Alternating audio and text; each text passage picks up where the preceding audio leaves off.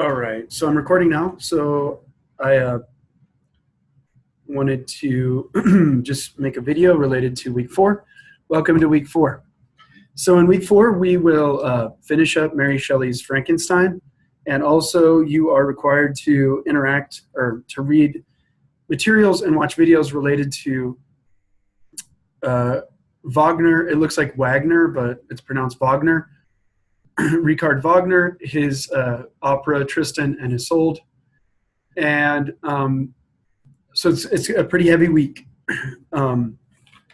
but a meaningful week and one in which you'll learn a lot. So here is the prompt.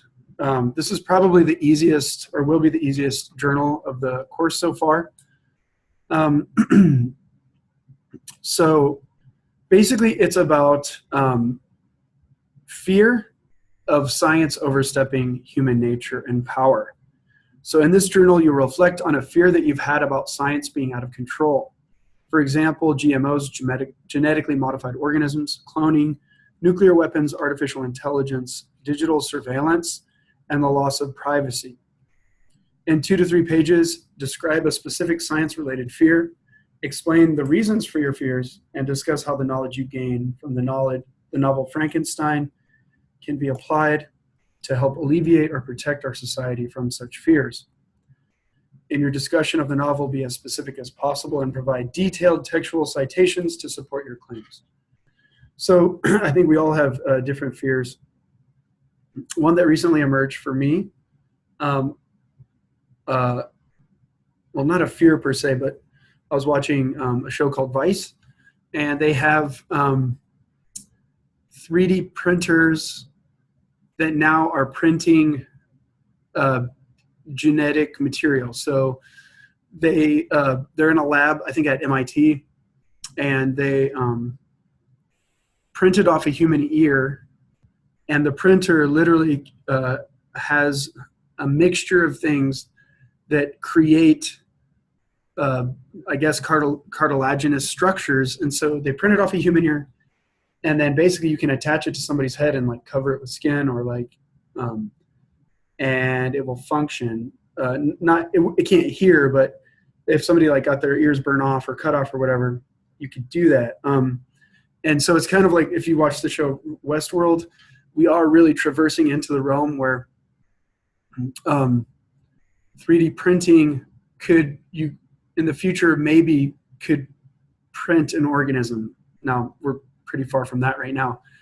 But it really made me think about like if you could print, or if you could tell a machine to create an organism or something like that, things can get really weird and really crazy.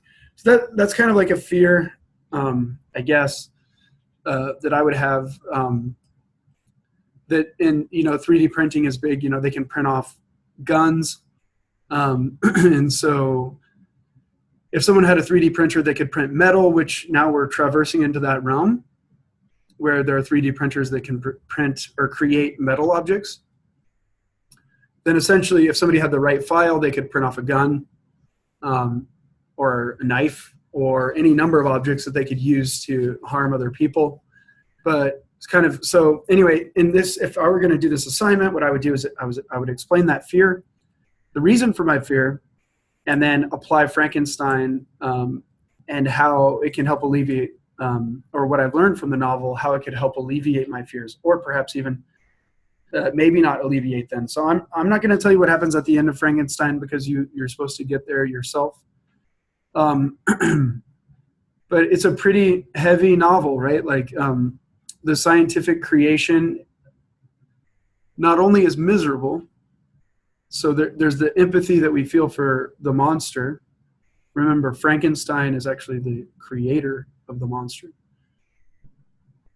So there's the sympathy we feel for this monster who essentially hates itself because it can't be loved by anyone because everyone's afraid of it.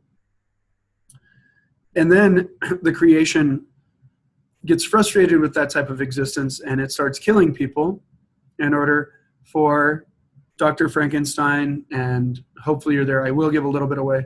The monster wants a life mate, a partner, a wife, and so he basically blackmails Frankenstein essentially saying, I will kill anyone that you love if you don't make me a wife. And then I won't tell what happens after that. But what you learned from Frankenstein and what you've thought about as you're examining this novel, how does it relate to your fears, and how science overstepping its bounds, how you could respond to those issues that are occurring as we currently speak. So I hope that helps a little bit. Again, feel free to reach out with any questions you have, and let's have a great week.